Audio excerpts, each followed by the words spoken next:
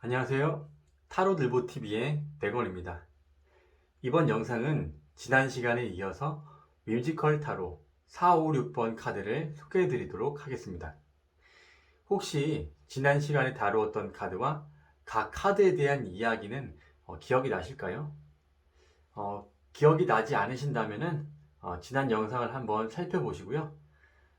이번에 소개해 드릴 카드로 바로 넘어가도록 하겠습니다.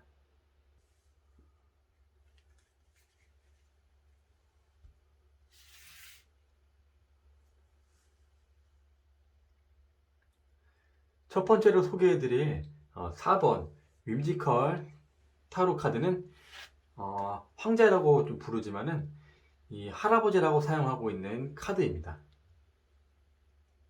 이 카드는 무엇을 표현하고 있는지 제가 말씀드리지 않아도 아시겠지요? 네, 맞습니다. 즐거운 크리스마스와 선물 상자를 떠올리게 하는 이 산타 할아버지를 배경으로 하고 있는 동화입니다. 이 크리스마스는 본래 고대 서양에서는 12월을 마무리하는 시기에 음식과 선물을 나누는 축제 기간이었기에 이 12월 25일에 예수님의 탄생을 기념하면서 지금과 같은 문화가 자리 잡게 되었다고 합니다. 그럼 크리스마스는 예수님의 탄생을 기념하는 날이지만은 이 산타 할아버지는 왜 선물을 나누어 주는 것일까요? 실제로 성 니콜라오라는 주교로부터 기원이 되었다고 하는데요. 또 많은 유래와 이야기들이 있지만은 이 카드와 가장 맞는 이야기가 있어서 잠시 들려드리도록 하겠습니다. 예수님께서 지저분한 마국간에서 태어나신 것은 출산을 위한 공간을 제공받고자 도움을 요청했지만은 아무도 도와주지 않았기에 이런 일이 다시는 일어나지 않기를 기리는 뜻에서 서로에게 조건 없이 베푸는 사랑을 실천하자는 의미를 이 크리스마스에 되새겨 보았다고 합니다. 그래서 매년 크리스마스가 되면은 이 선물을 주면서 그런 마음가짐을 가져보는 것은 어떨까 합니다. 이 선물을 주기 위해서는 우선 상대방을 잘 알아야 하며 이 마음을 쓰며 물질적인 것을 베풀게 됩니다. 그러면서도 물건도 사고 포장도 하면서 이 다양한 활동도 하게 되고요. 이렇게 앞서 말씀드린 이야기와 나눔을 실천하는 일련의 과정들이 모두가 이 카드가 가진 의미이고 키워드이니 이 크리스마스가 아니더라도 또 누군가에게 선물할 기회가 있다면 이 산타 할아버지의 마음을 실천해 보시기 바랍니다.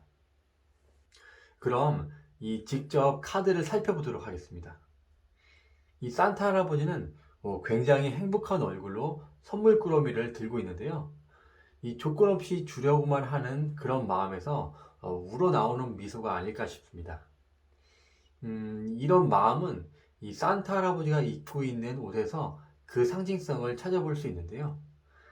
빨간색 가운은 정신적인 풍요로움을, 녹색 망토는 신체적인 성장을 의미하고 있기에 이 한쪽으로 치우치지 않고 두 가지를 함께 성장시켜야 이 할아버지와 같은 마음을 가질 수 있다는 것을 기억하시고 실천하는 것이 중요하겠습니다. 이것은 아이들뿐만 아니라 모든 사람에게 필요한 뜻으로 보이기에 크리스마스와 산타 할아버지가 이야기하는 의미들을 기억하시고 잘 활용하셨으면 합니다. 그럼 이 할아버지 카드에 대한 이야기는 여기서 마치고 다음 카드로 넘어가도록 하겠습니다.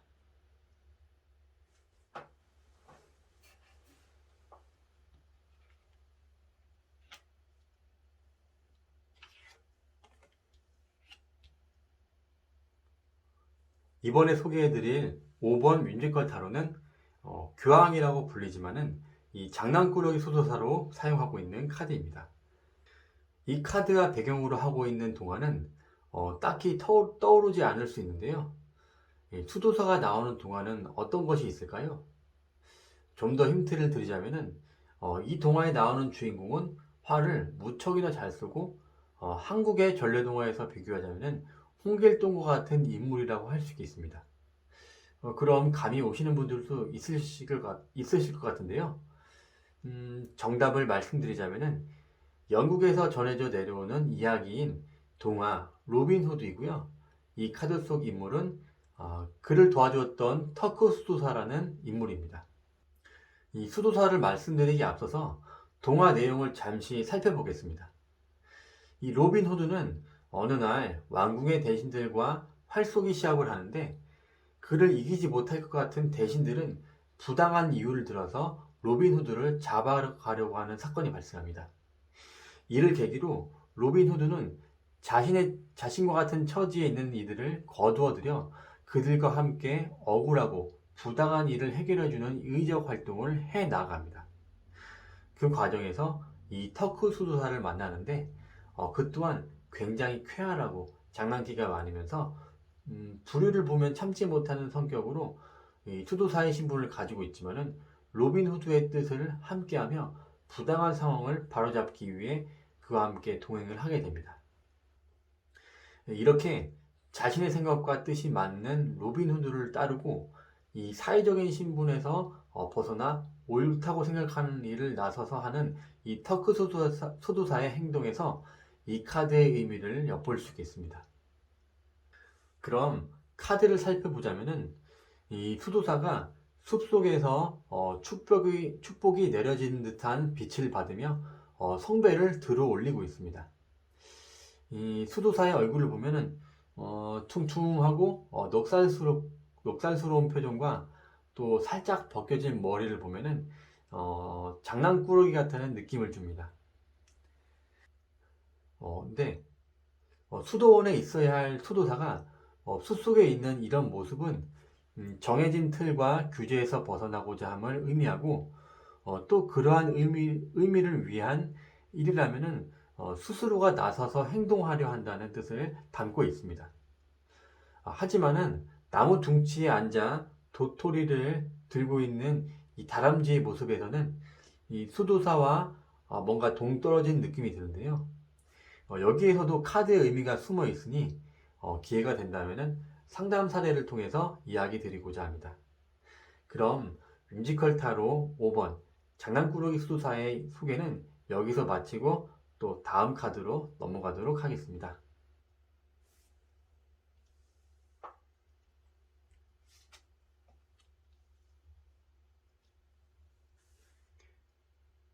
이번에 소개해드릴 6번 뮤지컬 타로는 연인이라고 불리는 카드지만은 이 미녀와 야수로 사용하고 있습니다. 이 카드가 배경으로 하고 있는 동화는 이미 카드의 이름을 소개해드리면서 말씀드리게 되었네요. 미녀와 야수는 애니메이션과 영화로도 많은 작품들이 나올 만큼 너무도 유명한 동화입니다. 많이들 아시겠지만은 동화의 줄거리를 간단히 말씀드리자면은 마녀의 저주로 야수로 변해버린 왕자는 진실한 사랑을 하지 못하면은 다시는 본래 모습으로 돌아올 수 없게 됩니다. 그런데 어느 날 한 상인은 이 피치 못할 사정으로 야수의 성에서 하룻밤을 묵고 성을 나가는 길에 이 장미꽃을 보고 딸에게 주고 싶은 마음에 장매를 꺾게 됩니다. 이것은 야수가 몹시 화나게 되는 계기가 되었고 그를 성의 지하 감옥에 가두게 됩니다. 그의 딸은 이 아버지를 돌려 보내기 위해 이 자신이 성에 남아 있게 되는데 이렇게 머물게 되는 미녀는 이 야수와 많은 갈등과 오해 등 어려움을 겪게 되지만은 결국 그 과정 속에서 야수의 마음 속에는 겉보기와 다르게 이 따뜻함이 있다는 것을 느끼고 야수 또한 자신이 부족한 부분들을 알아가게 됩니다. 그런 과정 속에서 점점 마음을 열어가게 되고 서로는 이 사랑을 확인하면서 야수는 본래의 모습으로 돌아오게 됩니다. 이런 이야기를 통해서 카드의 의미를 엿볼 수 있는 것은 이 외부적으로 겪게 되는 어려움은 결국 사랑을 알기 위한 것이고 그 과정에서 느끼는 것들은 그 과정에서 느껴지는 것들은 야수와 같은 상태에서 더 온순한 사람이 된다는 것을 알 수 있겠습니다. 그럼 카드를 살펴보자면은 이 보름달이 뜬 밝은 밤하늘 아래서 미녀 야수가 춤을 추고 있는데 저 멀리 보이는 오랜 시간 갇혀 지냈던 성이 보입니다. 이것을 보면은 좀 떠오른 것이 이 서로가 어려운 시기를 보냈던 곳이지만은 이제는 사랑을 알게 되고 거기서 벗어나 더 자유로운 모습이 되었다는 생각이 듭니다. 그리고 그들의 주위에는 장미꽃과 더불어서 많은 꽃들이 자리하고 있는데 마치 그들의 마음에 사랑이 피어난 것을 축하해 주는 것 같습니다. 그럼 미녀와 야수의 이야기는 잘 알고 계셨더라도 저와 함께 다시 한번 동화를 되짚어 보면서 그 안에서 되새겨 보았던 의미들을 잘 기억하시면서 이 카드를 활용해 보시면은 더욱더 풍성하게 이야기를 나눌 수 있을 것 같습니다. 여기까지 윈드컬 타로 카드 3장에 대한 소개를 마치고요. 이 다음 시간에는 7번 카드 7번 카드로 다시 찾아뵙도록 하겠습니다. 영상 시청해 주셔서 감사합니다.